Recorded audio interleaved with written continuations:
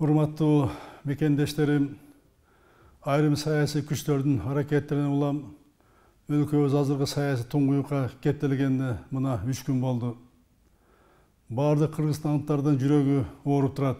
Бул кырдаалдын чечилишин менден талап кылып жатканыңарды толук түшүнөм.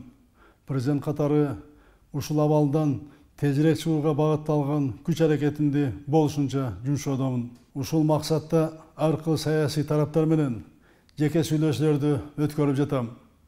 Урматтуу саясий күчтөрдүн жетекчилери азыркы саясий туңгуй абалдан чыгуу үчүн менден президент катары талап кылуучу кадамдарга даяр экенимди дагы бир ирет билдирем.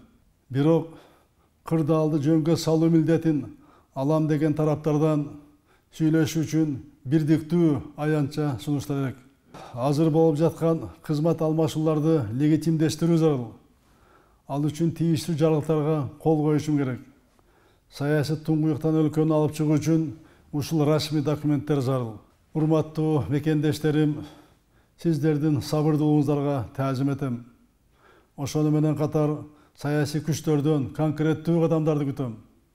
Жараткан өзү жар болуп, элибиз аман, жерибиз тынч болсун.